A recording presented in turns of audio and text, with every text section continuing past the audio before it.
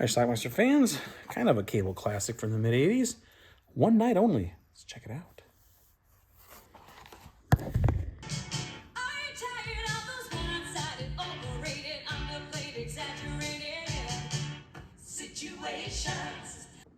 No way, Johnny. No, takes it easy. Hockey players.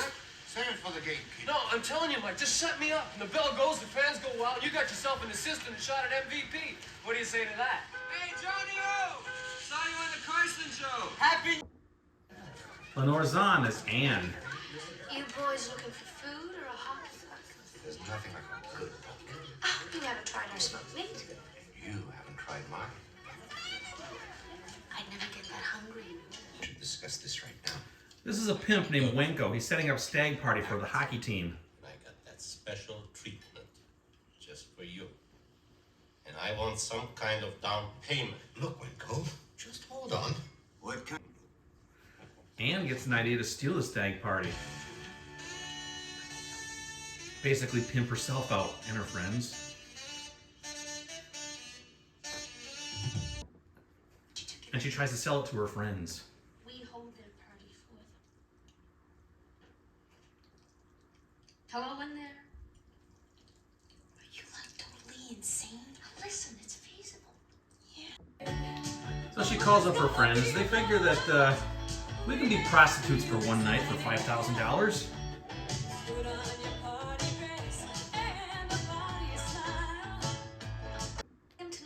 Next up is to call her friend Elizabeth, who has a fancy house.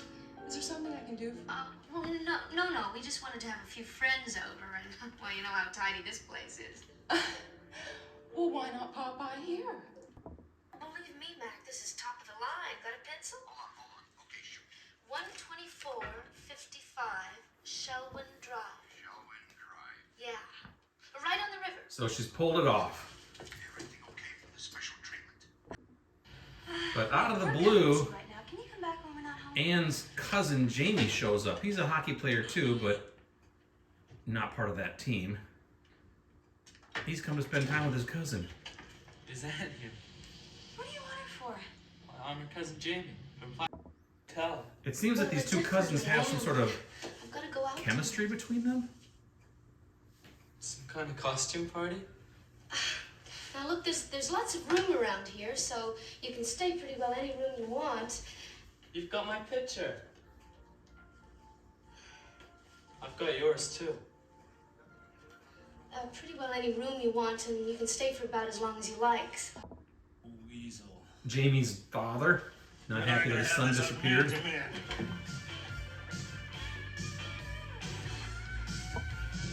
to track that boy down. Swallow a goldfish or something, right? Think bigger and harder. Sounds complicated.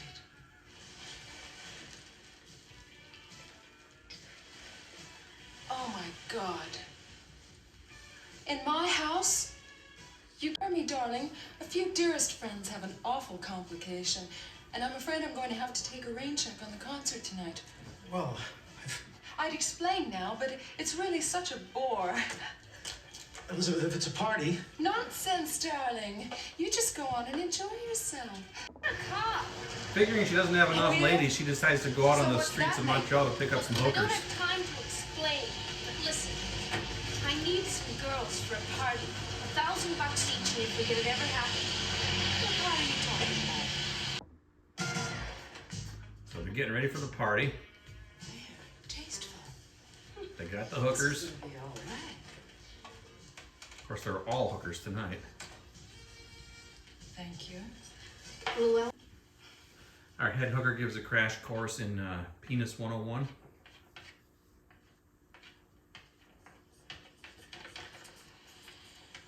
And you're looking at some pretty heavy-duty lubrication.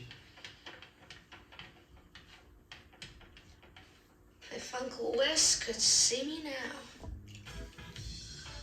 Meanwhile, back at the Annie's place, Jamie's peeping at her roommate in the bathtub until he gets caught.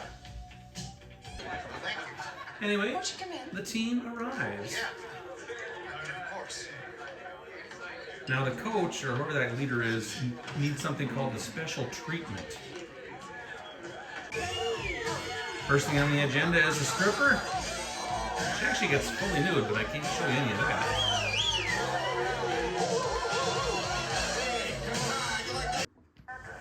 Meanwhile, Wenko doesn't like that his party's been hijacked. What girl called? Look, I got no girl smart enough to even talk on the phone. What do you mean she went and changed the fucking address? These guys played a prank on one of the hockey players, putting a live lobster in his bed, which is now latched onto his dick. Anyway, Jamie was able to get out of Anne's roommate where the party was taking place, so he wants to go track down his cousin. He might not like what he sees.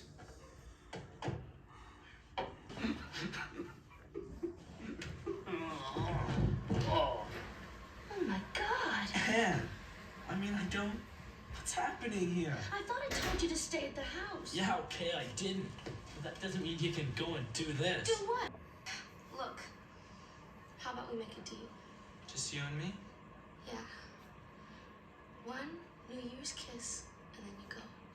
Okay? Remember, they're cousins.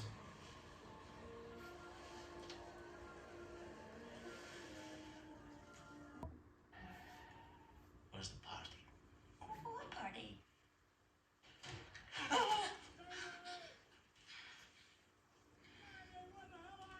You talk.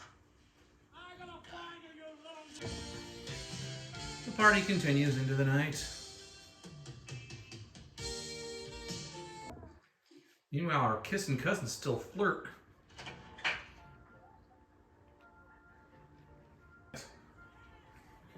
Well, how do I compare? Better. To what? Jamie's police officer dad shows up. Hi, Dad.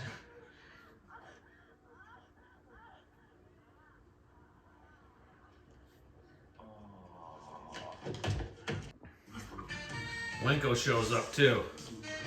That's trouble. He's coming around this way. What do you think we should... Girl, you just leave that to me. The special treatment is him going through the legs of a bunch of ladies. Wenko snatches the money and is about to get away. Hey, kid, you play hockey?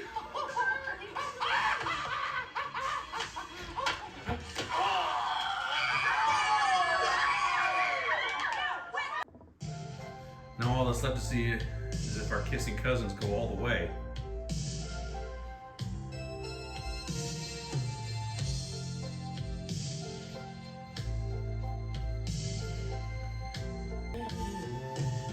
Start with a little apple foreplay. Hold on tight, baby, just for tonight.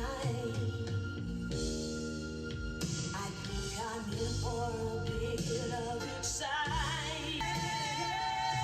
This is just a big bowl of wrong.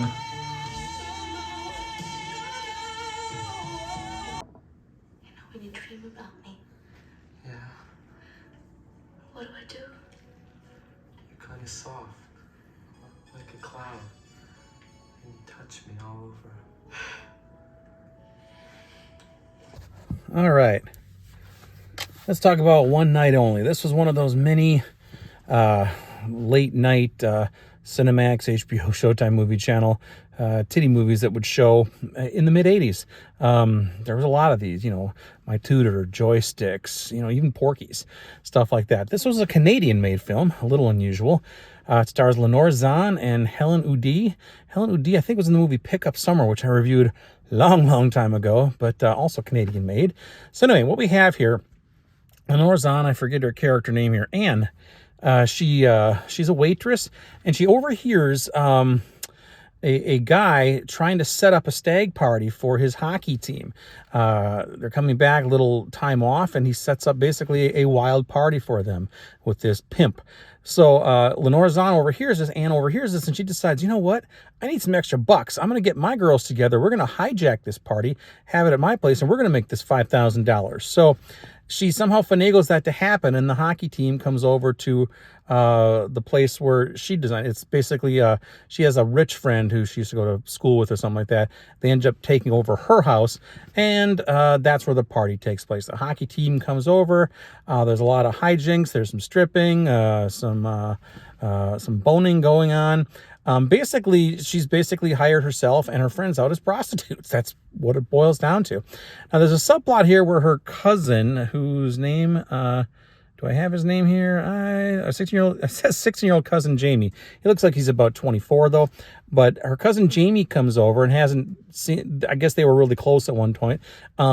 He just pops over, like an hour before she's set to leave for this party and like, hey, what's up? Kind of a surprise visit. He's also a hockey player, by the way. And she's like, Jamie, you can't be here tonight. I got something I got to do. So he's going to spend the night there and just wait for her to come back in the morning, I guess. And then there's another girl living there. He spies on her in the bathtub. And then she eventually tells Jamie where Anne is. So he decides to go over there. Now he goes over there and Anne's kind of taken back to see him. There's, like I said, a lot of sexual hijinks going on. And there seems to be this weird chemistry between her and her cousin. And they kiss at one point. And you're like, what the hell's going on here? I mean, they're cousins, which... yeah, you can't do that. You can't do that. So, but anyway, as the night progresses, there's also a subplot where the pimp finds out where they are and wants to come get his money, that sort of thing. And there's the one guy who's like the manager of the hockey team wants to have something called the special treatment done to him at the stroke of midnight. Basically, what that means, what it comes down to, is that he wants to be on the floor and crawl through the legs of a bunch of lovely young ladies who are all wearing thongs and these sequin panties, and they're all topless, and he just wants to go through their legs. And I don't blame him. It was a nice scene, but that's what he wanted, and he wasn't going to pay unless he could get that to happen. And that happens. He gets his money. The hookers get their money. That's the other thing. Lenore Zahn, and she went out and actually got some real hookers from downtown Montreal, I think is where they at, to add to the party, so there was enough ladies to go around, that sort of thing. And near the end of the movie, Jamie and Anne decide to consummate their relationship. Yes, they're cousins. Again, the back of the box says he's 16, but he looks older than that, and who knows how old Anne is supposed to be, but there's a lot of things wrong with that, but that's what happens. They consummate, and that's pretty much how our film ends. So that is One Night Only. Again, a typical 80s teen sex comedy, nude scenes thrown in, full frontal nudity, for what it was, it's okay, I guess. Lenore Zahn, she was in a few exploitation films, DEFCON 4, which I know I reviewed, or something else, a couple other movies she did.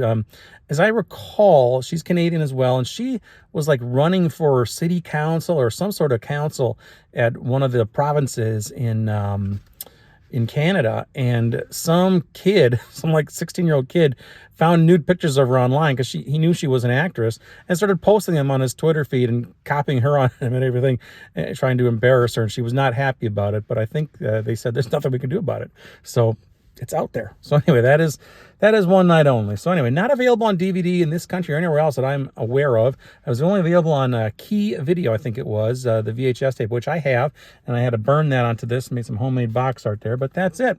One Night Only. So anyway, check it out. Leave some comments on what you think about it. Watch it. Bye.